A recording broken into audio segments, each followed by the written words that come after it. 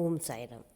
ಸ್ನೇಹಿತರೆ, ಬಾಬಾರವರ ಪಾದಗಳಿಗೆ ನಮಸ್ಕರಿಸುತ್ತಾ ಇಲ್ಲಿ ಶಿರಡಿಯಲ್ಲಿ ನಡೆದ ಒಬ್ಬ ಗೋಪಾಲನ ಕಥೆಯನ್ನು ಇದರಲ್ಲಿ ತಿಳ್ಕೊಳ್ಳೋಣ. ಇದು ಸತ್ಯ ಘಟನೆ. ಬಾಬಾರವರು ಶಿರಡಿಲಿದ್ದಾಗ ಒಂದು ಘಟನೆ ನಡೆಯುತ್ತೆ. ಅದು ಏನಪ್ಪ ಅಂದರೆ ನೋಡೋಣ ಬನ್ನಿ. ಒಬ್ಬ ವ್ಯಕ್ತಿ ಗೋಪಾಲ ಅಂತ ಇರ್ತಾನೆ. ಅವನಿಗೆ ತಂದೆ ತಾಯಿ, ಹೆಂಡತಿ ಮತ್ತು ಇಬ್ಬರು ಮಕ್ಕಳಿರ್ತಾರೆ. ಮತ್ತು ಅವನು ಬಾಬನ್ನ ಯಾವಾಗಲೂ ಪೂಜಿಸ್ತಾ ಇರ್ತಾನೆ, ನಂಬಿರ್ತಾನೆ. ಮತ್ತು ಜೀವನದಲ್ಲಿ ಏನೇ ಕಷ್ಟ ಬಂದರೂ ಬಾಬನ ಹತ್ರ ಹೋಗಿ ಹೇಳ್ಕೊತಾ ಇರ್ತಾನೆ. ಮತ್ತು ಅವನ ತಂದೆ ತಾಯಿಗಳು ಕೂಡ ಅವನಿಗೆ ಅವಾಗವಾಗ ಸಲಹೆ ಕೊಡ್ತಿರ್ತಾರೆ. ಮತ್ತು ಹೆಂಡ್ತಿನೂ ಅವನಿಗೆ ಏನೇ ಒಂದು ವಿಚಾರ ಆದರೂ ಅವನ ಗಂಡನ ಜೊತೆ ಮಾತಾಡ್ಕೊಂಡು ಅನ್ಯೋನ್ಯವಾಗಿ ಇಬ್ಬರು ಇರ್ತಾರೆ. ಅವನು ಹೆಂಡ್ತಿ ಅವಾಗವಾಗ ಸಲಹೆ ಕೊಡ್ತಿರ್ತಾಳೆ. ಮತ್ತು ಅವನಿಗೆ 2 ಎಕರೆ ಜಮೀನು ಕೂಡ ಇರುತ್ತೆ. ಅವನು ಅದನ್ನು ಫಲವತ್ತಾಗಿಲ್ಲ, ಬೆಳೆ ಬೆಳೆಯಲ್ಲ ಅಂತ ಹೆಂಗೋ ಕಷ್ಟಪಟ್ಟು ಜೀವನ ಮಾಡ್ತಿರ್ತಾನೆ. ಹೆಂಡ್ತಿ ಕೂಡ ಏನೋ ಒಂದು ಸಣ್ಣ ಪುಟ್ಟ ಕಸೂತಿ ಕೆಲಸ ಮಾಡ್ಕೊಳ್ಳೋದು, ಏನೋ ಹೆಂಗೋ ಜೀವನ ಮಾಡ್ಕೊಂಡು ಕಷ್ಟದಲ್ಲೇ ಜೀವನ ಮಾಡ್ತಾಯಿರ್ತಾರೆ. ಮನೆಯಲ್ಲೂ ಕೂಡ ವಯಸ್ಸಾದ ತಂದೆ ತಾಯಿ ಇರ್ತಾರೆ, ಇಬ್ಬರು ಮಕ್ಕಳಿರ್ತಾರೆ. ಅವ್ನಿಗೆ ಅದೇ ಒಂದು ಯೋಚನೆ ಆಗ್ಬಿಡುತ್ತೆ, ಜೀವನ ನಡೆಸೋದೇ ಕಷ್ಟ ಆಗಿದೆಯಲ್ಲ, ನಾನು ಹೋಗಿ ಬಾಬನ ಹತ್ರ ಕೇಳ್ಕೊತೀನಿ ಅಂದ್ಬಿಟ್ಟು ಬಾಬನ ಹತ್ರ ಬರ್ತಾನೆ. ಬಾಬಾ, ನಾನು ನಿಮ್ಮನ್ನೇ ನಂಬಿದ್ದೀನಿ ಬಾಬಾ, ನನ್ನ ಜೀವನದಲ್ಲಿ ತುಂಬ ಕಷ್ಟ ಆಗಿದೆ, ಜೀವನ ಮಾಡೋದೇ ಕಷ್ಟ ಆಗಿದೆ, ಯಾಕೆ ನನಗಿಷ್ಟು ಕಷ್ಟ ಬಾಬಾ ಅಂತ ಕೇಳ್ತಾರೆ.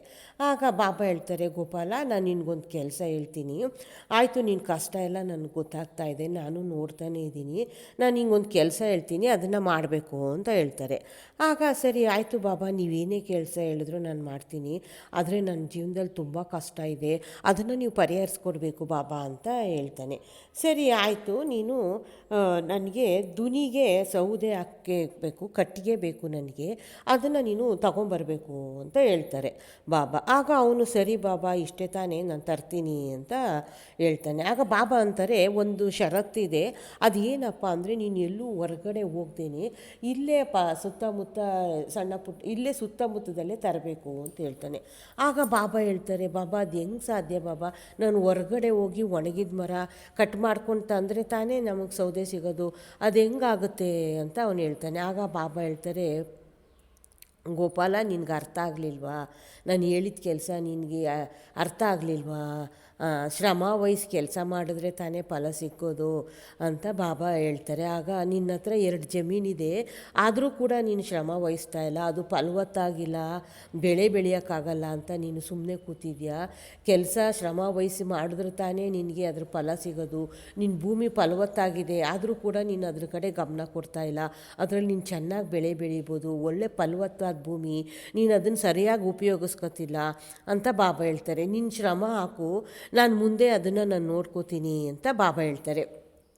ಆಗ ಅವನ ಮನಸ್ಸಿಗೆ ಮನವರಿಕೆ ಆಗುತ್ತೆ, ಹೌದಲ್ವಾ, ನಾನು ಶ್ರಮ ವಹಿಸ್ತಾ ಇಲ್ಲ, ನಾನು ಬಾಬಾ ಹೇಳಿದ್ದು ನನಗೆ ಈಗ ಮನವರಿಕೆ ಆಗಿದೆ ಅಂದ್ಬಿಟ್ಟು ಅವನೇನು ಮಾಡ್ತಾನೆ, ನನ್ನ ಹತ್ರನೇ 2 ಜಮೀನು ಇದೆಯಲ್ಲ, ಅದರಲ್ಲೇ ನಾನು ಯಾಕೆ ಶ್ರಮ ವಹಿಸಿ ಕೆಲಸ ಮಾಡಬಾರ್ದು, ನಾನು ಇಲ್ಲಿ ವರ್ಷದಲ್ಲಿ 2 ಬೆಳೆ ತೆಗಿಬೋದು ಅಂತ ಯೋಚನೆ ಮಾಡಿ ಮನೆಗೆ ಹೋಗಿ ಹೆಂಡ್ತಿಗೆ ಹೇಳ್ತಾನೆ. ಆವಾಗ ನನ್ನ ಸೋಮಾರಿತನ ಎಲ್ಲ ಬಾಬಾ ನನಗೆ ಎಚ್ಚರಿಕೆ ವಹಿಸಿದ್ದಾರೆ, ಈಗ ನನ್ನದು ಮನಸ್ಸಿಗೆ ಬಂದಿದೆ, ನಾನು ಕಷ್ಟಪಟ್ಟು ಕೆಲಸ ಮಾಡೇ ಮಾಡ್ತೀನಿ ಅಂದ್ಬಿಟ್ಟು ಹೆಂಡ್ತಿಗೆ ಹೇಳ್ತಾನೆ. ಮನೆಗೆ ಹೋಗಿ ಹೇಳಿದಾಗ, ನೋಡಲೇ ನಮ್ಮ ಜಮೀನಲ್ಲೇ ನಾವು ಕಷ್ಟಪಟ್ಟು ಈ ಸಲ ಬೆಳೆ ತೆಗಿಬೋದು ಕಣೆ, ಕಬ್ಬುನಾರು ಹಾಕೋಣ, ನಾವು ಬೆಳೆ ತೆಗಿಯೋಣ ಅಂದಾಗ ಅವನ ಹೆಂಡ್ತಿಗೆ ತುಂಬ ಖುಷಿ ಆಗ್ಬಿಡುತ್ತೆ. ಆವಾಗ ಅವ್ರ ತಂದೆ ತಾಯಿಗೂ ಖುಷಿಯಾಗಿ ಅವರು ಕೂಡ ಅವಾಗವಾಗ ಸಲಹೆ ಹೇಳ್ತಿರ್ತಾರೆ, ನೋಡಪ್ಪ, ಏನಾದರೂ ನಮ್ಮ ಜಮೀನಲ್ಲೇ ಒಂದು ಬೆಳೆ ತೆಗಿಬೋದು, ನೀನು ಶ್ರಮ ವಹಿಸಿ ಮಾಡಲ್ಲ ಅಂತ ಅವ್ರು ಯಾರು ಹೆಂಡ್ತಿ ಮಕ್ಕಳು, ಹೆಂಡ್ತಿ ಗಂಡ ಅಲ್ಲ, ಹೆಂಡ್ತಿ ತಂದೆ ತಾಯಿ ಯಾರು ಹೇಳಿದ್ರು ಅವ್ರ ಮಾತನ್ನೇ ಕಿವಿಗೇ ಹಾಕೋತಾ ಇರ್ತಿರಲ್ಲ, ಅವನು ಸೋಮಾರಿ ಆಗ್ತಾಯಿರ್ತಾನೆ.